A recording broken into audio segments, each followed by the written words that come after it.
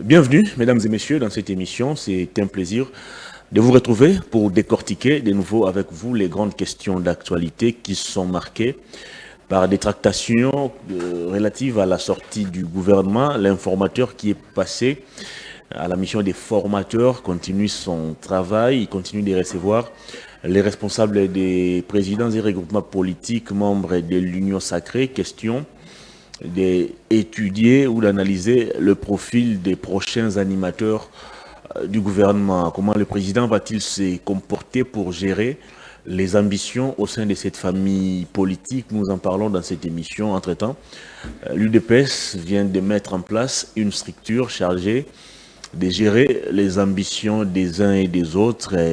Qu'est-ce qui explique cela? On va tenter d'en parler au cours de cette émission. Le président en exercice de l'EAC, le président du Soudan du Sud, est arrivé à Kinshasa depuis dimanche. Il est en visite officielle. Il va être reçu par le président de la République, Félix Tshisekedi. Question de passer en revue la situation sécuritaire qui prévaut dans la partie est de la République démocratique du Congo, où nous avons de nouveau enregistré 10 morts durant ces week-ends. Jusqu'où ira cette insécurité? Quelle est la recette à appliquer pour mettre fin à cette insécurité grandissante? Nous en parlons dans cette émission. Je reçois sur ce plateau la bouche autorisée du PPRD. Il s'appelle Papi Mbaou Moussa. Bienvenue. Merci très cher Hervé. Malgré tu m'as surpris pour venir malheureusement partager le plateau avec vous. Je pense que je n'étais pas même préparé pour y participer aujourd'hui, mais comme c'était votre invitation, je devais me faire l'obligation d'être là. Merci beaucoup. Comment allez-vous? Malgré la santé, ça bougeait un peu, mais requinqué. Toujours élégant. Par la On grâce croirait un ministre en fonction. Non, nous sommes les enfants de Maman Olive. Oh. Notre maman a été toujours prête de vendre même les matembele pour que nous, ses enfants, qu'on soit toujours propres. Oui. Elle fait les champs, elle voit tout ce qu'elle est en train de récolter comme le fruit qu'elle a semé dans notre champ. Par la suite, nous sommes bénéficiaires de ce qu'elle est en train de faire. Voilà comment est-ce qu'on peut être seul sur la place publique. Un fait qui a retenu mon attention en rapport avec le déplacement de l'ancienne première dame Marie-Olive Lembe Kabila. Je l'ai vu récemment à Goma, je crois. D'habitude, elle s'est fait toujours accompagner d'une suite, d'une délégation, des journalistes, des comédiens, peut-être aussi des acteurs politiques, mais je l'ai vue pratiquement seule. Est-ce qu'elle s'est débarrassée de son entourage ou elle est en train de nettoyer sa cour? Non, à chaque chose a sa stratégie. Je pense que lorsqu'elle s'est fait accompagner avec des comédiens et autres que vous avez cité les noms, c'est par rapport aux missions spécifiques de l'initiative Plus. Là, c'était une question d'aller visiter, voir la vision qu'elle maîtrise de son époux, Joseph Kabila Kabange, l'homme que j'ai toujours appelé Moussa Tokadjou. Vous avez vu, il était aussi dans notre organisation PPRD Kisangani, l'autre qui est PPRD de Chopo.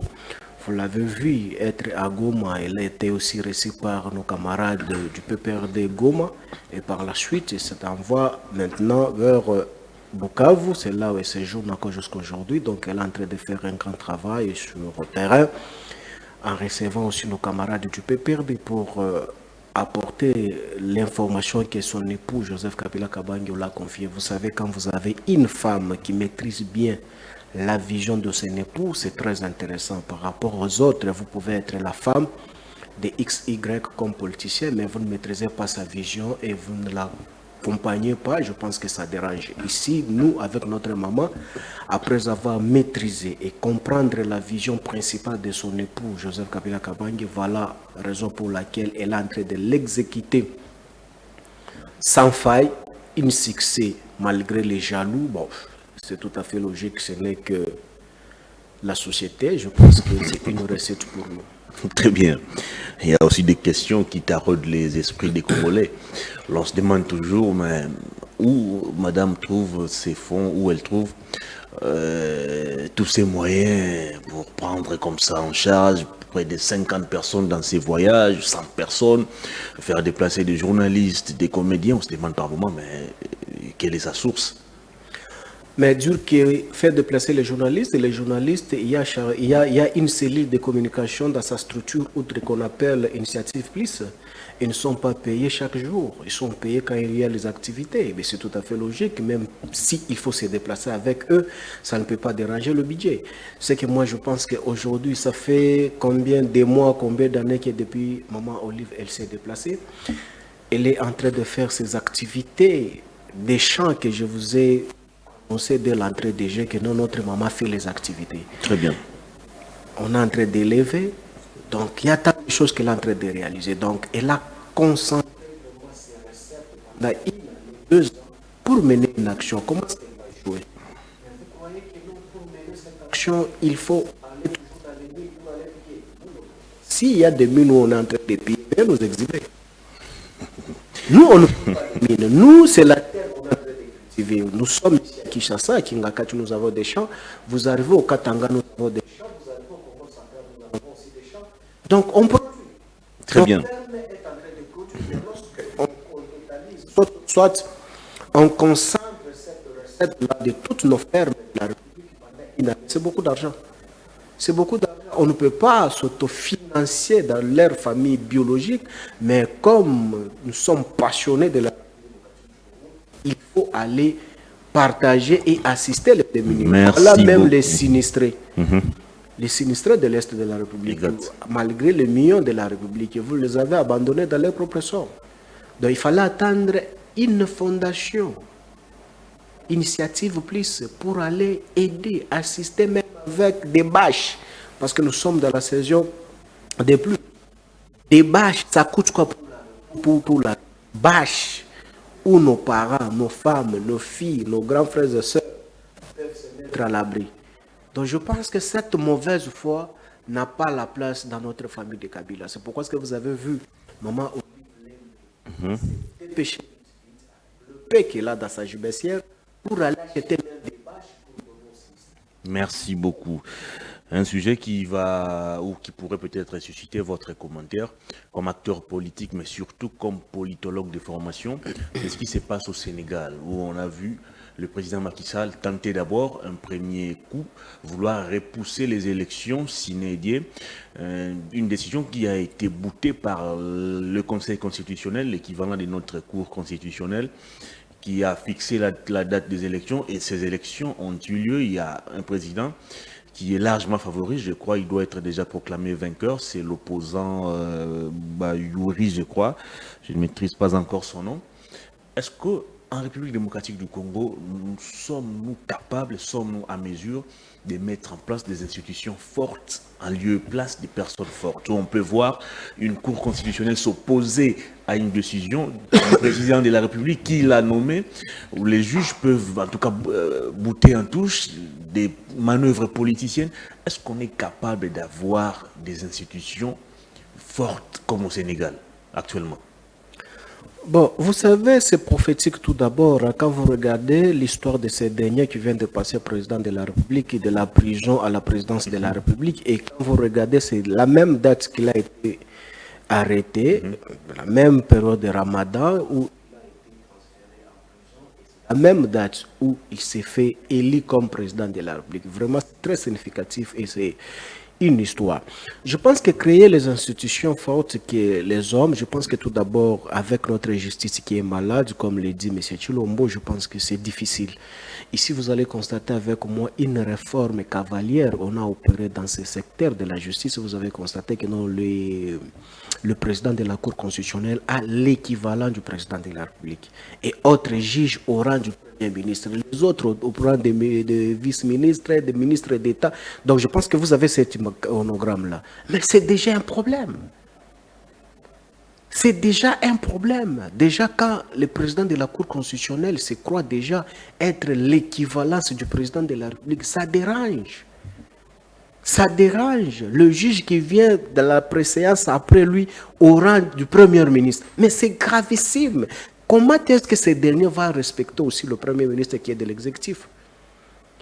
Quand vous regardez même la répartition des fonctions dans ce secteur de la justice, où on a attribué des fonctions qui n'existent pas dans cet organigramme de la justice pour plaire seulement ce qui est en fonction. Je pense qu'aujourd'hui, c'est quelque chose que la population n'attend pas. La population attend des réformes dans la justice pour donner une solution, non seulement donner des grades qui est improductif pour avoir seulement l'argent de la République, où vous avez trouvé le rang des chefs de bureau, des chefs de division, des directeurs, des cabas, de ministres au rang. Donc, nous n'avons pas besoin de ça. Et aujourd'hui, vous voyez Kamuleta s'opposant à M. Tshisekedi. Mais pourquoi pas? Le roi Soleil. Pourquoi pas? Mais non, écoutez. Il fait partie d'un pouvoir qui est indépendant. Il n'est pas lié au pouvoir exécutif. Mais c'est ce que je dis. Quand nous sommes dans un pouvoir indépendant, pourquoi est-ce que Kamuleta a accepté qu'on puisse organiser les élections pendant 7 jours, aussi longtemps de Sénégal que vous faites allusion, on n'a fait que 24 heures? Pourquoi est-ce qu'au Sénégal, ils ne sont pas allés au-delà, même pour 48 heures ou 72 heures? Ils ont fait que 24 heures et ils ont les résultats que nous sommes en train de débattre avec toi ici. Mais Kamuleta, ici, nous sommes allés plus de 7 jours. Kamuleta, quelle a été sa décision sur cette irrégularité? Et Kamuleta a accepté pour qu'on puisse recommander encore les élites de 2018 pour l'exercice 2024. Là où on n'a pas organisé les scrutins. Mais Kamuleta a accepté.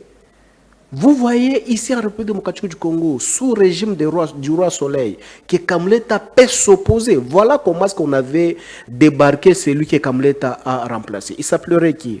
Le professeur Kalouba. Le professeur Kalouba. Voilà la manière dont il a été débarqué.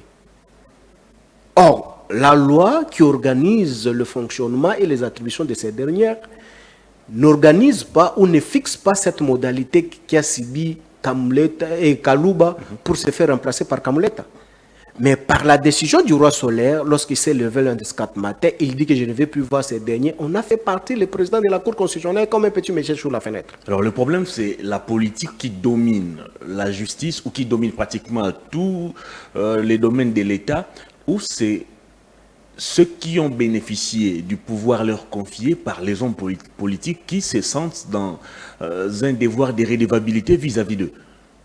Bon, la politique, oui, la politique tout d'abord, c'est quoi? La politique, c'est la manière d'exercer. C'est que je peux dire d'une manière aléatoire. Donc, c'est la manière d'exercer. Cette manière-là est focus sur quoi? Et quel leadership qui accompagne cette manière politique? C'est ça le problème. Aujourd'hui, nous sommes dans un régime totalitaire où lorsqu'on se réveille les 4 matins, on peut se décider d'échanger quand on veut, étant dans un système anocrate, géré par un autocrate qui est Chilombo. Moi, je pense qu'aujourd'hui, la République démocratique du Congo, loin de nous aujourd'hui, sous le régime Tshisekedi, nous parler de ce qui s'est passé au Sénégal. Parce que, parlant seulement de la Cour constitutionnelle, vous tous, vous avez vu ce qui s'est passé avec les élections, ce qui fait l'objet du débat aujourd'hui sur le Sénégal. On ne peut pas se comparer, nous ne sommes pas même en cheville.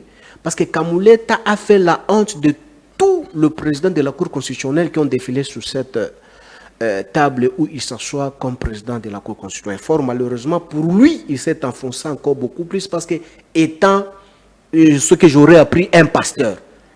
Mais c'est de la honte. Et toi, tu crois qu'avec des décisions pareilles, comme l'État peut se mettre sur la place publique pour dire que non à M. Tshisekedi et demain il reste.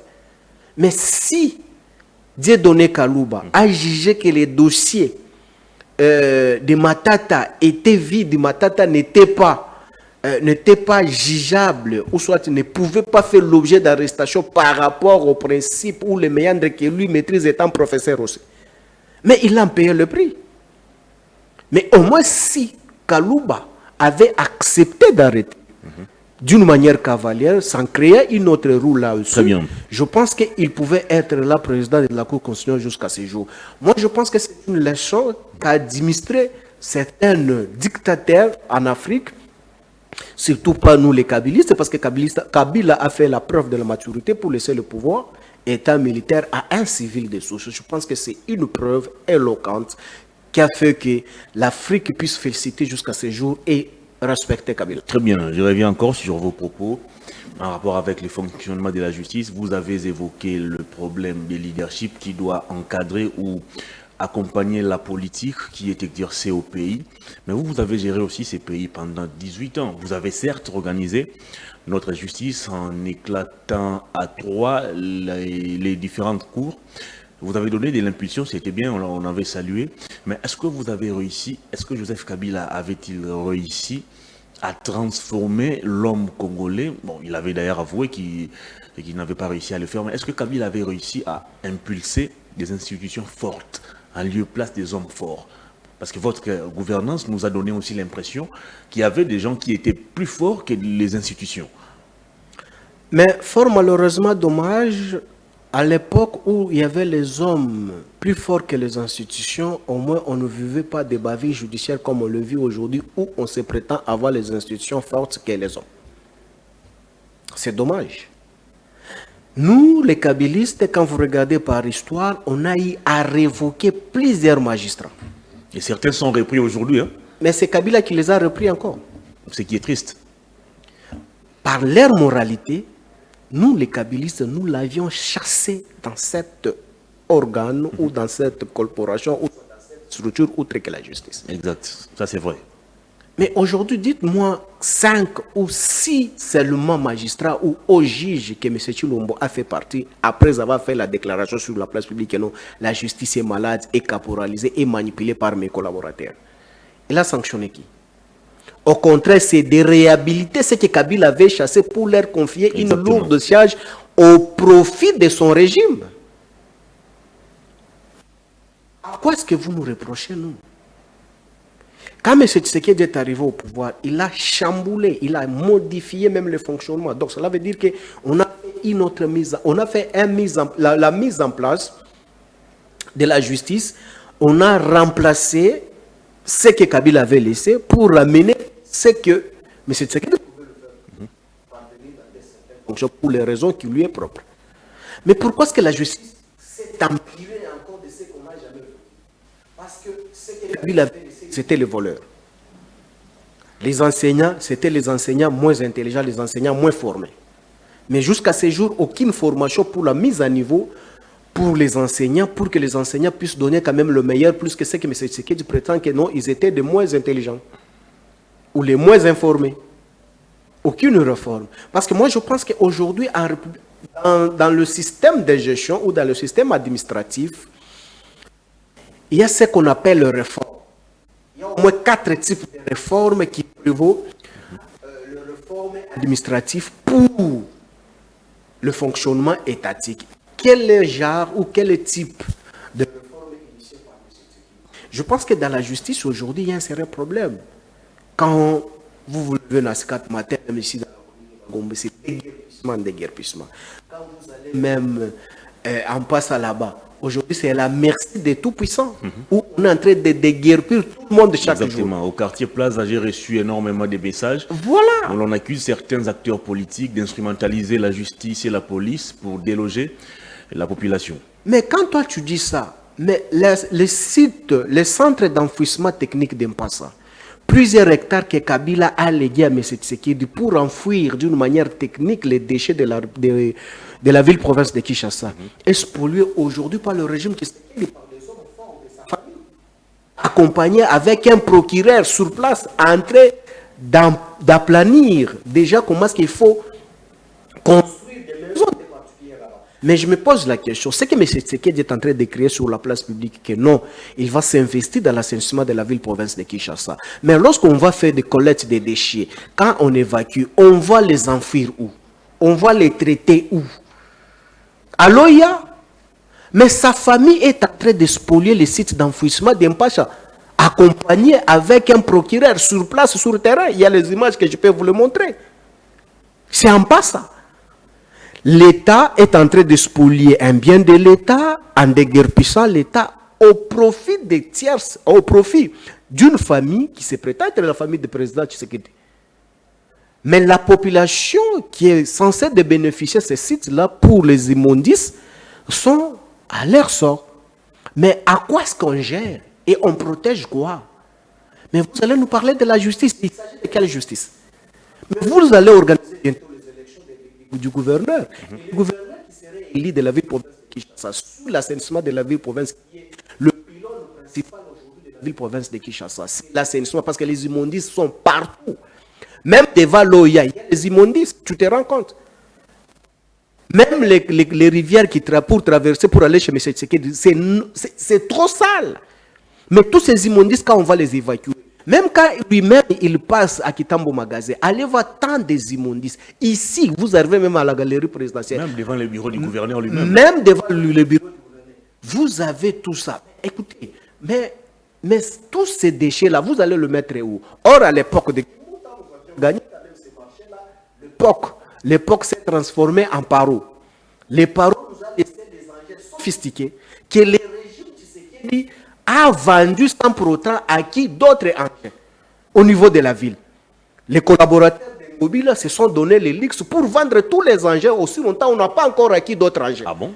Aujourd'hui, la ville-province de Kinshasa, via Raskin, n'a aucun engin pour évacuer les immondices. Des engins destinés à la salubrité de la ville ont été vendus par des particuliers. Mais je me pose la question, vous devez inviter, aller interviewer Madame Laetitia Kabamba, celle qui s'en occupe aujourd'hui pour l'assainissement de la ville-province de Kinshasa, étant commissaire général de l'environnement. Où sont partis tous les quoi? Le véhicule que Kimbout avait laissé et Union européenne. Tous les véhicules, pas 10 véhicules, 20 véhicules, 30 véhicules, 50 véhicules, tous les véhicules au-delà de 100 véhicules que l'Union européenne avait laissés et Kimbuta sont partis où? Et ici, on avait acheté d'autres véhicules pour la ville-province de Kinshasa. Fort malheureusement, ça fait une année stationné quelque part. À notre grande surprise, on a vu que non, il y avait un contrat Air Barad qui sont arrivés ici, les Turcs, pour travailler avec la ville-province de Kinshasa, où on devait payer au moins 15 milliards de dollars pour la garantie, où la ville a donné une partie de 700 et quelques, et le gouvernement central a donné quelques 800 000 dollars, si je ne m'abuse pas. Mais il faut maintenant interpeller Mme Laetitia Kabamba, parce qu'elle nous doit des explications. Ce véhicule-là était destiné à la Raskin. Mais ce véhicule-là, fort malheureusement, on constate que non, c'est ce fameux projet de Air Barad qui continue, qui commence maintenant à utiliser le véhicule qui était destiné à la Raskin pour leur projet qui ne fout absolument rien.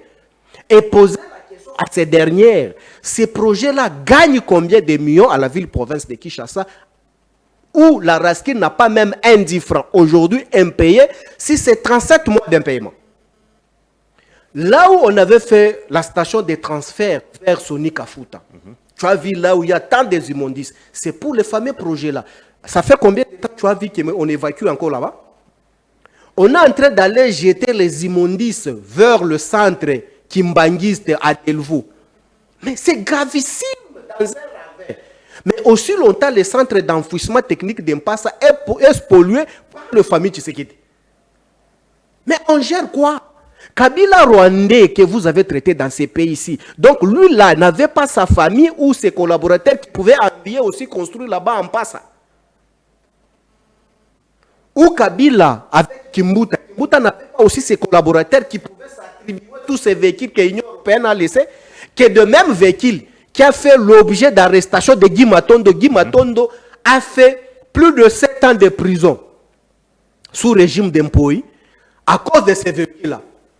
Mais aujourd'hui, il faut poser maintenant la question à celle-là, Madame Laetitia Kabamba, parce que c'est elle la patronne. Où en sommes-nous? Tous les véhicules que l'Union européenne a laissés, tous les véhicules que Kimbuta a laissés, c'est parti où? Très bien. Qui a donné l'autorisation de vendre ça? Et on pose la question, est-ce que M. Ngobila est au courant? Parce que c'est lui le gouverneur. Comment est-ce qu'on peut vendre des véhicules, lui n'est pas au courant? Parce que le bien de l'État, lorsqu'il faut les déclasser, il y a la procédure qui se déclenche pour que ça soit vendu. Mais aussi, comment est-ce qu'on peut vendre d'autres véhicules aussi longtemps on n'a pas encore acquis d'autres? Quel régime?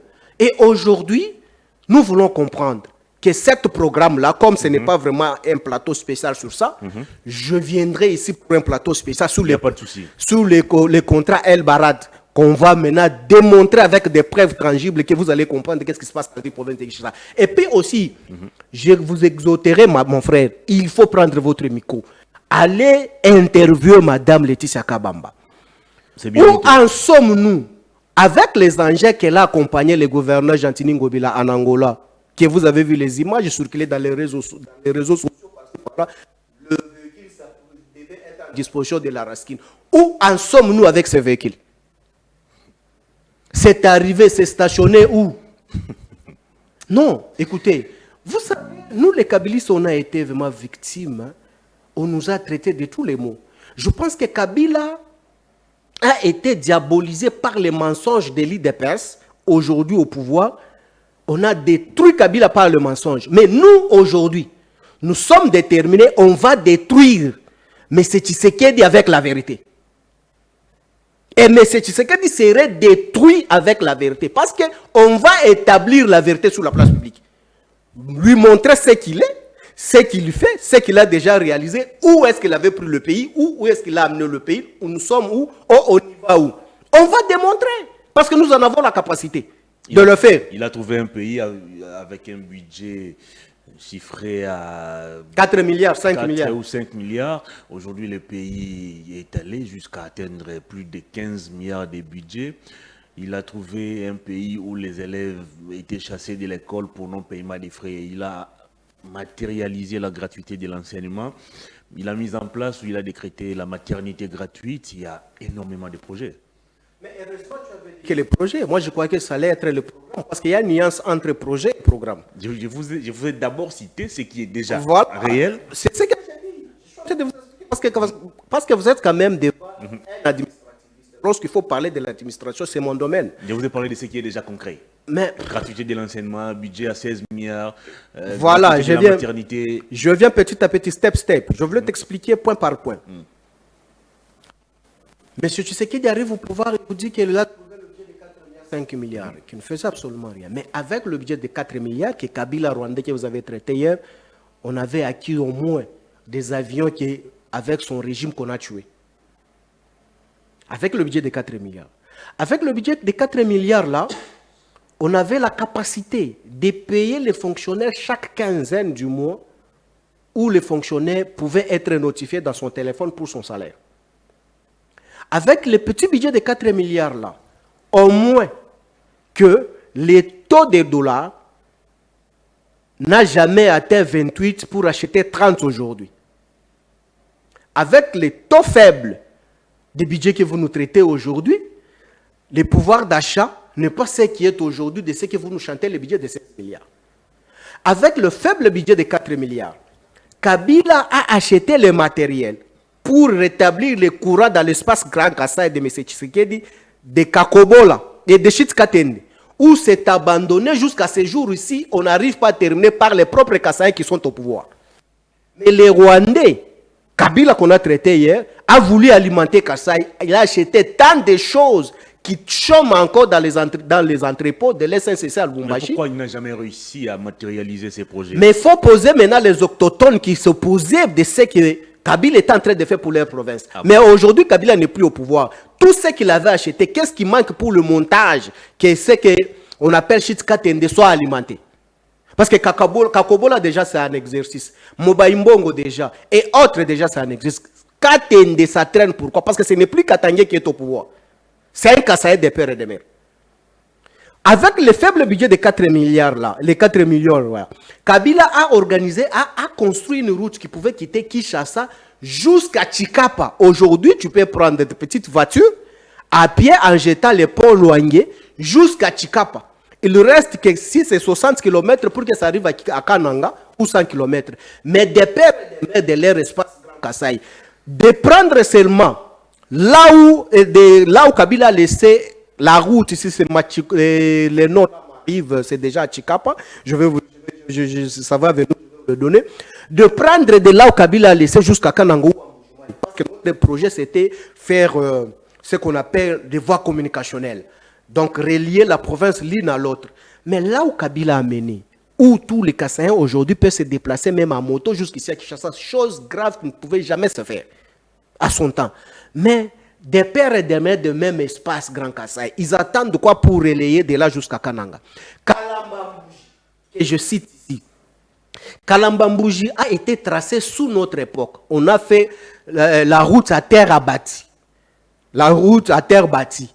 Donc, ça fait le trafic qui pouvait lier Angola, Kassai central et Kassai oriental. Par rapport à Kamako et autres choses, les autres frontières d'Angola qui sont tout autour de la frontière du Kasaï. Mais aujourd'hui, quand vous arrivez sur Kalambambouji, ce n'est plus une route, ça devient une érosion. Mais sous régime de ceux qui disaient que c'est les Katangais qui ne veulent pas le développement du Kasaï. Mais aujourd'hui, c'est les Kasaï qui a le tout pouvoir. Le ministère de Finances, Cour constitutionnelle, ministère de l'Intérieur, Banque centrale, c'est sous gestion de la province en question. Mais qu'est-ce qui bloque qu'aujourd'hui qu'on puisse développer Kalambambouji? Or, Kalambambouji, c'est une route stratégique pour développer Kasaï central et Kasaï oriental. Quand vous prenez de côté sud, vous prenez Kapanga, Toubouji pour aller vers Masuika et Kabé. Déjà, vous êtes dans les territoires des délices et sang. En quittant Lualaba, allez voir déjà quand vous êtes à Kapanga, jusque-là. Parce que de l'autre côté, déjà, l'air ravitaillement, c'est à partir de quoi? Du Lualaba. Mais allez voir l'état de la route. Mais comment est-ce que Kasaï devait être alimenté? Mais moi, je pense qu'aujourd'hui, très cher frère, il ne faut pas se masturber politiquement pour se dire que M. Tshisekedi a fait quelque chose. La gratuité de l'enseignement, il faut lire.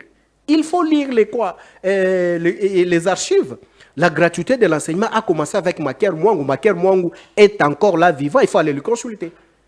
Et non seulement Maker Mwangu, il faut consulter les archives que nous, les Kabylistes, nous avions laissées. La gratuité de l'enseignement, ce n'est pas une vision de M. Tshisekedi. Si c'était la vision de M. Tshisekedi, comment est-ce qu'on pouvait l'incliner dans la Constitution?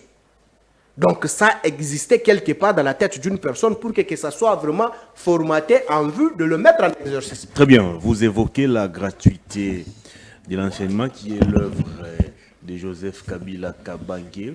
Il est connu de tous que cette gratuité est devenue effective avec Félix Tshisekedi comme président de la République. Sous Maker Mwangu, oui, il y a peut-être certaines zones qui bénéficient de la gratuité, mais avec Félix Tshisekedi, c'est le Congo entier, c'est les enfants congolais, plus de 3 ou 4 millions au total, qui ont repris le chemin de l'école. Bon, voilà, j'ai beaucoup expliqué, mais fort malheureusement, le micro a trahi. Je pense que tout ce que j'ai expliqué... Non, le message est passé. Non, le message est passé. C'est déjà un problème ici. Je voulais m'expliquer quand vous me parlez le budget que M. Tshisekedi a laissé et a trouvé de 4 milliards pour nous amener de budget de 16 milliards de fiction. Parce que si on avait la capacité de réaliser les assignations nous chantées par le régime Tshisekedi de 16 milliards, les Congo, on ne pouvait pas vivre ce que nous sommes en train de vivre aujourd'hui. Parce qu'aujourd'hui, les fonctionnaires sont impayés, voire même le militaire impayé, ils ont de sérieux problèmes. Aujourd'hui, vous avez suivi même les interventions de celui qui s'en occupe de la fonction publique, comment est-ce qu'il est en train de pleurnicher sur la place publique avec le budget de 16 milliards. Je pense qu'avec le faible budget de 4 milliards, je vous ai parlé des chutes Katende.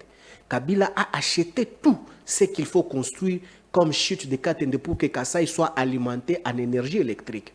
Avec le budget de 4 milliards que Kabila a construit, une route qui pouvait relier Kinshasa et Kasaï en une journée que tu quittes ce matin avec Petite Ketch, que tu es là où tu pouvais faire 6 mois, 2 mois pour y arriver. Avec le petit budget là, de 16 000 et de 4 milliards, on a jeté un pont le plus long de la République démocratique du Congo.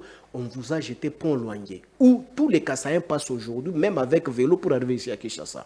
Aujourd'hui, prenons nous parler aujourd'hui avec le budget de 16 milliards. Mais c'est ce qu'il a réalisé quoi? Aujourd'hui, l'impraticabilité des voies urbaines de la ville-province de Kinshasa pose un sérieux problème parce que l'embouteillage est au rendez-vous, parce que tous les véhicules se dirigent dans le même sens, parce qu'on ne sait plus où fuir, ou emprunter d'autres chemins secondaires pour éviter l'embouteillage. Justement, pendant 18 ans au pouvoir, vous n'avez jamais songé à la création des routes secondaires. Mais non, écoutez, les routes secondaires, c'est quoi? Nous l'avions laissé. Est-ce que vous allez me parler que c'est Kabila qui a détruit Kasaï? À l'époque de Kabila, Kasaï n'était pas opérationnel. L'avenue Bokassa n'était pas opérationnel, mais dans quel état? Mais non, il faut être sérieux. C'était praticable. Donc aujourd'hui, l'avenue Kasaï est impraticable. Tu ne peux pas quitter Kasaï, passer même Tombaloubaï pour arriver à la gare centrale. Impossible. C'est impossible. À l'époque de Kabila, le trafic de Victoire et Massine et consorts passaient par là. Vous êtes sur Bokassa aujourd'hui, va l'État. Vous êtes sur Prince Kassavou. Est-ce que Prince Kassavou est praticable aujourd'hui? On ne le pratique plus. Tout le monde qui pouvait entrer par ici, il ne pouvait plus entrer. Donc, tous, on se déverse vers Willery. Est-ce que tu peux maintenant calculer cette fluidité pour qui peut recevoir cette voie-là de Willery? Et quand vous arrivez maintenant devant l'ambassade de l'Afrique du Sud, c'est là où les manœuvres peuvent se faire maintenant pour entrer sur Willery. Quand vous prenez aussi Ouangata, c'est l'impraticabilité qui ne dit pas son nom. Maintenant, il faut se faufiler entre Sitombalouba et Colonel Ebela pour aller se déverser sur Willery. Quel calvaire! Ça, c'est Kabila. Quand vous prenez Kabambar, Kabambar est à quel état aujourd'hui? La mort. Vous prenez Nyangwe. Nyangwe est à quel état aujourd'hui? Vous prenez Kalembelembe. Kalembelembe est à quel état aujourd'hui? Est-ce que Kabila avait laissé dans cet état? Prenez Kabinda. Kabinda est à quel état aujourd'hui? Même Flambeau. Prenez Flambeau. Flambeau est à quel état aujourd'hui? Mais c'est ça des voies secondaires qui fait qu'aujourd'hui, vous n'avez pas seulement l'obligation de prendre seulement Kabambar, vous pouvez emprunter Kabinda ou emprunter autre pour fuir quand même les embouteillages. Si tout le monde on va se focaliser seulement sur Willery, mais vous vous rendez compte? Si tout le monde on doit se focaliser seulement sur Mouchi, que Kabila a construit, si tout le monde va se concentrer seulement sur 24, parce que Nyangwe, il n'y a pas l'accessibilité, parce que Kalembelembe, il n'y a pas l'accessibilité vers maison communale et vers les petits marchés. Mais écoutez, même vers maison communale, c'est l'impraticabilité qui s'invite. Mais vous voulez quoi? Quand vous arrivez même Kitambo pour traverser, aller vers Oya, allez voir l'état de la route aujourd'hui. Mais vous construisez quoi? Mais il y a un ministre des Infrastructures. Prenez la route. Qui nous a dit que les projets King Zero étaient il faut lui exécutés délivrer à 87%. Il faut aller lui délivrer ces messieurs-là administrativement. Nous sommes Congolais et nous sommes en République démocratique du Congo. Nous ne sommes pas chez eux. Oh, comment ça? Oui, j'assume mes propos. Il ne peut pas blaguer avec les gens en disant que non, zéro trou, on a réalisé à 80%. 87. Et 87%. Ça, c'est moquer des Congolais que nous sommes bêtes. Prenez tout d'abord la route qui mène vers Pompage, là. Avenue de la Rue. Mais avenue Tourisme. Là. Avenue du Tourisme. Avenue du Tourisme. Allez voir l'état se trouve. C'est derrière la maison de M. Chilombo. Allez voir l'état se trouve aujourd'hui la route là. Mais je me pose la question, nous sommes dans quel état? Quel embouteillage derrière la maison du chef de l'État? Or, même sur le plan sécuritaire, ça a une signification. Ça a une signification. Mais si déjà derrière la maison du chef de l'État, la route est dans cet état-là, mais à combien plus forte raison on peut parler de Kabinda et autres? Prenez maintenant quand vous quittez Pompage jusqu'à Mboudi. Allez voir l'état de la route. Allez voir l'état de la route. Je me pose la question, l'OVD n'est pas géré par les Katangais aujourd'hui. L'OVD est géré par les talibans. L'office de route de même. Même pour Kiré. Commençant à venir des tourismes là, jusqu'à Mboudi. Quand est-ce qu'on a tiré ces voies-là? Donc, vous allez arriver là-bas, vous allez constater que non, même les égouts, les caniveaux, tu ne sauras plus même que non, ici il y a des caniveaux. C'est bouché complètement et ensablé, vous n'avez pas l'idée. Mais nous avons un régime, nous avons un DG de l'OVD, nous avons un ministre des ITPR. Mais écoutez, avec le budget de 4 milliards là, Kabila pouvait réaliser tout ce que je suis en train de citer. Avec le faible budget de 4 milliards, 5 milliards, Kabila vous a laissé le bus Transco en faillite aujourd'hui, ce que j'aurais appris. Avec le faible budget là. Mais vous, avec le budget de 16 milliards, Transco est dans l'incapacité aujourd'hui de payer Kobil pour ce qu'on appelle la subvention du carburant. Mais vous avez le budget de 16 milliards et la réserve de charges très débordante qui est la nôtre. Mais vous êtes dans l'incapacité de subventionner même le carburant pour les Transco. Aujourd'hui, les Transco en production. Est-ce qu'aujourd'hui, les Congolaises peuvent prendre encore les transports à Maman et jusqu'à Mboudi? Avec le faible budget de 5 milliards, il y avait les esprits de vie ici. Transco fait des 8 actuellement. Mais je t'ai dit. Mboudi Transco n'y va plus. Gambela Transport n'y va plus. Plusieurs lignes, ça n'existe plus. Zando Campus. Ça n'existe plus. Où on pouvait prendre des Lipen Campus, ça n'existe plus. Les étudiants souffrent. Or, un étudiant de Lipen pouvait prendre des Transco 500 francs jusqu'au campus. De même, celui qui peut quitter Tchangou, qui peut quitter Bibwa, jusqu'au campus, 500 francs. Aujourd'hui, les étudiants payent quoi? Il y a Transacadémie. Mais Transacadémie, c'est déjà la société principale, Transco, est déjà en difficulté d'être subventionnée du carburant. De quoi est-ce qu'on peut parler de cette fiction vous appelez Transacadémie? Vous appelez ça fiction? C'est une fiction. Ah bon? Transacadémie a été créé par quel soubassement juridique? Mais soyons quand même réfléchis. Je pense qu'avec ce budget faible-là, la République démocratique du Congo a été dotée de cette société de transport aérien et de transport urbain respectueux, où tous les Congolais pouvaient se déplacer bonnement. Et dans ce budget de 5 milliards-là, on avait des esprits de vie que tu ne vois plus ici à la République démocratique du Congo. Est-ce que tu peux me montrer aussi la ligne où les esprits de vie existent aujourd'hui? Allez voir maintenant les projets des esprits de vie, comment est-ce qu'il a été massacré sous le régime Tshisekedi. Où en sommes-nous avec l'esprit de vie? Pose la question au ministre du Transport aujourd'hui. Où en sommes-nous avec les esprits de vie? Mais nous sommes sérieux. Bon, il y a encore quelques esprits de vie, quelques des rares esprits de vie. Des particuliers qui ont déjà consommé leur contrat. Ça, ce n'est plus l'État. Ah bon? La continuité de ces projets d'esprit de vie, où en sommes-nous avec ces projets? Que nous, les kabylistes, nous avons légué à M. Tshisekedi. Très bien, on va évoluer. C'est incomparable. Et puis, je veux te rappeler encore, en pleine campagne, quand M. Tshisekedi est allé dans l'espace Grand Kassai, tu me parles de la gratuité. Tu as suivi quand même la population du Kassai, comment est-ce qu'on criait devant M. Tshisekedi? La gratuité existe là-bas. Quand M. Tshisekedi est arrivé au Kassai, la gratuité de l'enseignement existe au Kassai. Ici, montre-moi tout d'abord la gratuité de l'enseignement. Dans quelle zone éducationnelle où la gratuité est effective, où on ne paye pas même un rond? Dans quelle zone éducative? Ici, à Kinshasa. Citez-moi une école agréée des prêtres où on ne paye pas même un rond. Ça s'appelle comment? On va évoluer. Très bien. On va parler. C'est ok quand même jusqu'à ce point-là. On va parler situation sécuritaire.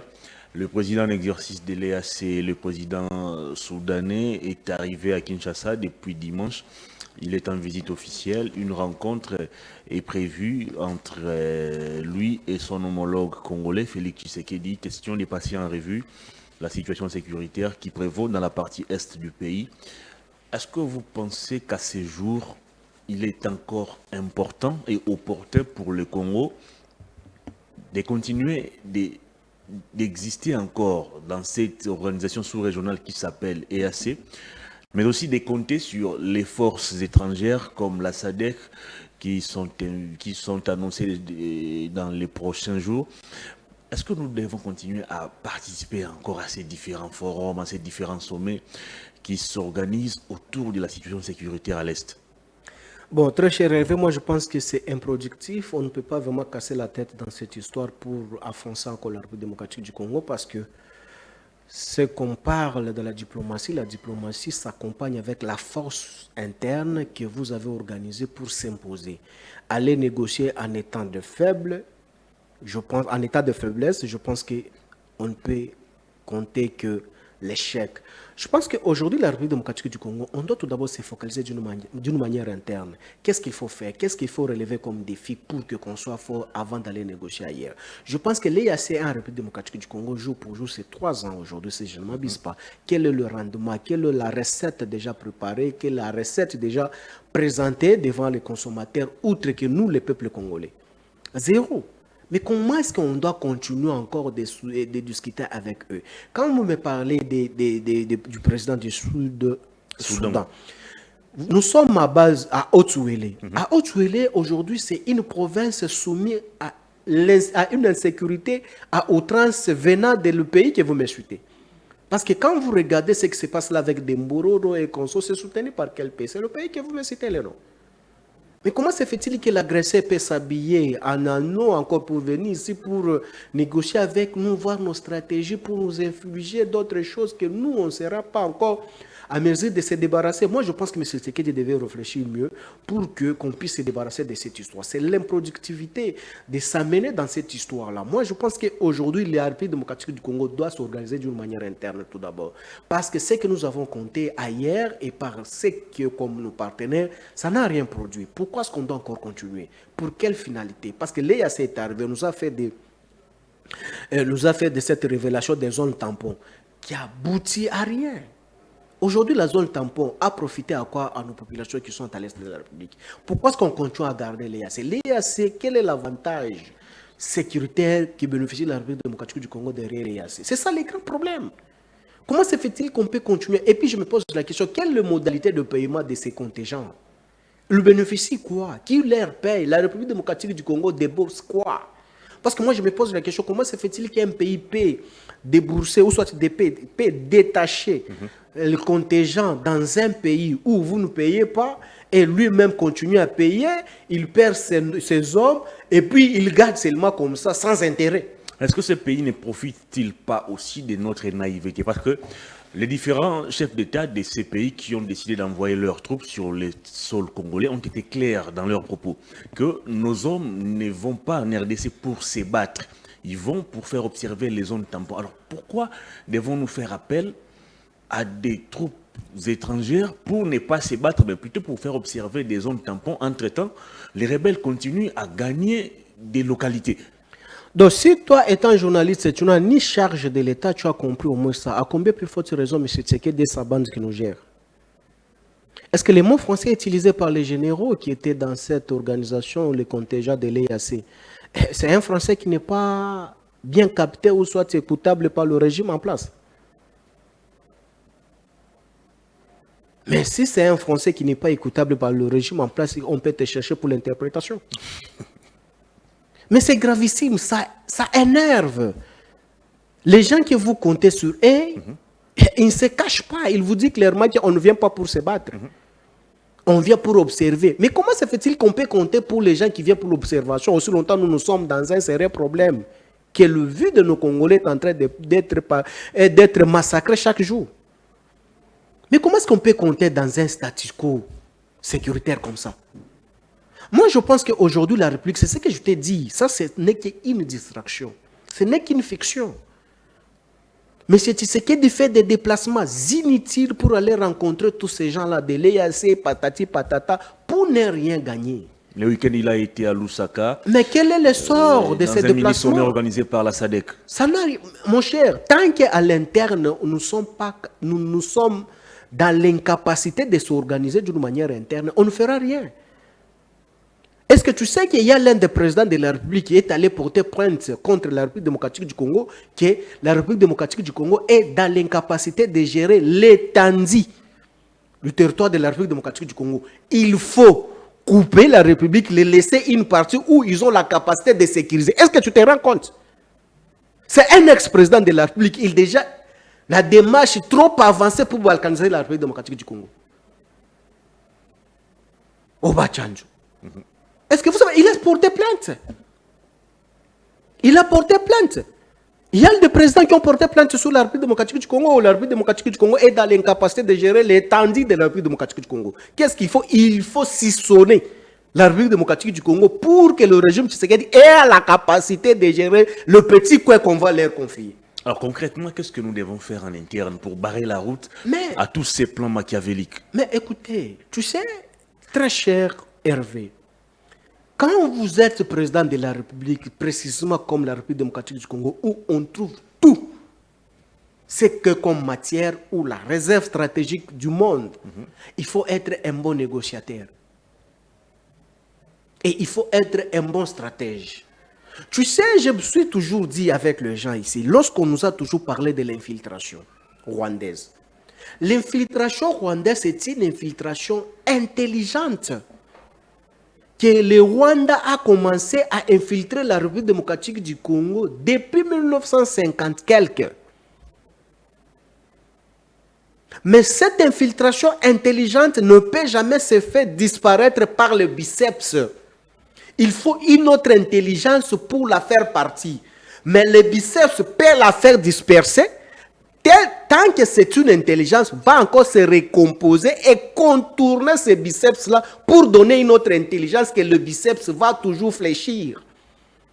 Mais nous sommes distraits. Quelle intelligence que nous sommes en train de mettre en exergue pour déjouer cette intelligence?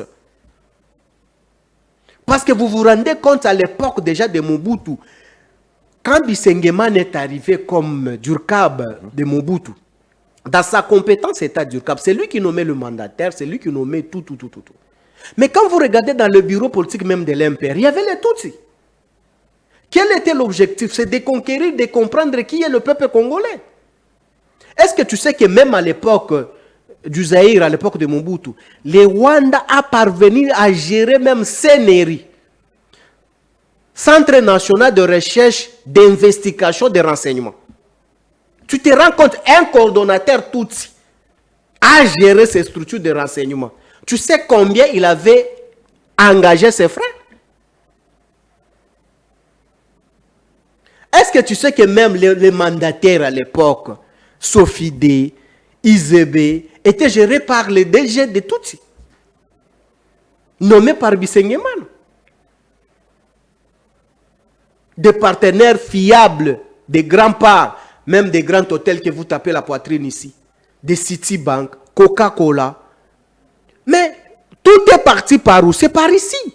Des commissaires généraux, des commissaires du peuple nommés à l'époque de Mobutu. À l'époque, là, Kabila avait quel âge? En 1975, 70 quelques. Même Zeminae Zate. Mais cette infiltration était déjà là. Quand on vous parlait des jargons des hirondelles, qui avait créé les hirondelles? C'est Bisengeman. Que chaque dignitaire de la République d'Israël pouvait en avoir deuxième femme toute. C'était pour quel but? De servir les informations à leur pays. C'est une infiltration intelligente qu'il faut déjouer aussi d'une manière intelligente, pas de ce que vous êtes en train de faire de blabla. Alors qu'est-ce que nous devons faire exactement? Non, je suis en train de vous révéler. Devons-nous envoyer aussi des Congolais infiltrer le Rwanda? Mais l'infiltration... Ou intégrer les services rwandais? Tout pays sérieux peut qu'avoir des infiltrés. Tout pays sérieux peut que former les infiltrés. Je dis bien tout pays sérieux. Nous en formons? Mais il faut poser la question au régime en place. Combien des infiltrés que vous avez déjà formés pour aller infiltrer aussi ailleurs? Je te révèle encore, tu connais l'église anglicane? L'église anglicane, c'est l'église de qui? C'est un centre missionnaire des Rwandais, accompagné par les Américains.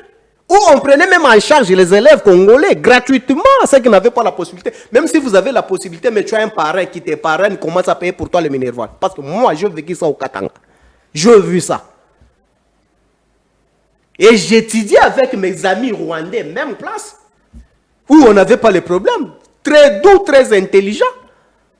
Mais ils ne pouvaient jamais s'attaquer à nous. Leur mission, c'était quoi? Comprendre qui est l'homme congolais. Mon ami Chris Mukendi, ici, du régime aussi, a étudié avec ses amis à Delvaux ici, les Tutsis rwandais, au collège, jusqu'à ceux qui sont arrivés à être nommés à la DGI. Un jour, pour une histoire qui s'est passée à la République démocratique du Congo, il se retrouve chez lui au Rwanda. Il a des grandes responsabilités là-bas au gouvernement. C'est Kabila qui les avait amenés. Il y a tant de... Tu sais que l'OCPT ici, que vous chantez ici, l'OCPT a été géré à l'époque par un DG rwandais, Tutsi, de surcroît. Sofide, de même. Izebe, de même. Au gouvernement de Mobutu, n'en parlons pas, mais des bureaux politiques. Donc le mal est très profond. Mais je me suis toujours posé la question, pourquoi est-ce que les ignorants peuvent quitter sur les places publiques pour dire que non, c'est Kabila? À cette époque-là, en 1970 quelques, 60 quelques, Kabila était où? Moi, ici, dans la commune de la Gombe, Télécel, c'était pour quelle nationalité? Moi, j'avais mes amis de Jimmy, qui étaient les propriétaires de cette structure Celetel. Ils sont des Rwandais. Kabila était où? Moi, je pense qu'aujourd'hui... On a terminé l'émission. C'est que moi, je pense que sur la question sécuritaire que vous m'avez posé la question, je pense que M. Tshisekedi et ses services doivent se mettre vraiment en exergue pour travailler à fond. Il ne peut pas s'emballer dans cette distraction pour seulement voyager ailleurs, avoir des conseils de ceux qui nous envient. Hervé, comment se fait-il que moi j'ai toujours envié ta femme, mais toi quand tu as des problèmes avec ta femme, tu viens me chercher pour que je te prodigue des conseils? Une bêtise. C'est une bêtise. Est-ce que je peux te conseiller pour continuer avec la femme là? Jamais. J'ai l'envie. Je vais te conseiller comment est-ce qu'il faut la chasser pour que moi que je la prenne. C'est ce que M. Tshisekedi est en train de vivre. Tous ceux qui sont en train de de se donner les leaks d'appeler M. Tshisekedi pour traiter avec lui sur la question sécuritaire en vue de la République démocratique du Congo. Personne n'est sincère avec le Congo. Personne n'est sincère avec le Congo. Encore moins, M. Tshisekedi, il n'est pas surdoué dans les domaines sécuritaires. C'est ça le problème. On en trouve encore le brèche où il faut s'installer. Il a des conseillers avec lui. Mais c'est ce que moi je me accompagne sa vision dans c'est ce que moi je me pose la question. On a terminé l'émission. Moi je pense qu'on ne peut pas compter sur les conseils de M. Tshisekedi. Parce que si M. Tshisekedi avait de bons conseillers autour de lui, on ne pouvait pas vivre ce que nous sommes en train de vivre aujourd'hui. Beaucoup. Qui c'est lui-là, un meilleur conseiller en matière de sécurité auprès de M. Tshisekedi? Il s'appellerait qui? Parce que la sécurité... Écoutez, je voulais te faire quand même une illustration pour citer. Quand vous arrivez dans l'espace Grand Kasaï, Bena Shimba et Bena Kapuya s'entretuent au nom de rien. Tous Kasaï. L'insécurité. Vous arrivez dans le même espace Grand Kasaï là.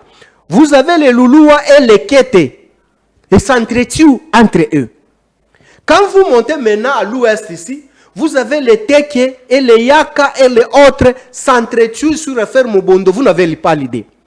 Vous montez aussi à Otouele, Baouele. Il y a les Lengo et les Bambole qui s'entretuent entre eux. Les Congolais, les deux tribus. Merci beaucoup. Vous allez à l'est, n'en parlons pas. Vous arrivez au Katanga, n'en parlons pas. Mais finalement, je me pose la question. Si tu vas me citer ici sur le plateau, que le M. Tshisekedi a des bons conseils en matière de sécurité, il s'agit de quelle sécurité que vous gérez? Merci. Parce que ici, la sécurité intérieure, tout d'abord, vous avez suivi tous Géco Béa, militant de l'IDPS. Vous dites que non, Kazadi n'est pas à sa place. C'est un incompétent, un distrait, focalisé dans le mine au Katanga. Qu'à ce qui concerne la sécurité intérieure, ce n'est pas son partage. Mais vous allez me parler sur la sécurité de la République démocratique du Congo, gérée et inspirée par qui? Merci beaucoup, Papimba Moussa. Je rappelle que vous êtes cadre du PPRD. Et avec vous, nous avons passé en revue les différentes questions d'actualité. Grand merci à vous pour votre disponibilité. Grand merci à vous, mesdames et messieurs, d'avoir suivi cette émission. Merci à toute l'équipe technique. Je vous retrouve très prochainement avec d'autres invités, mais avec le même plaisir. Au revoir, bonne suite des programmes sur nos antennes.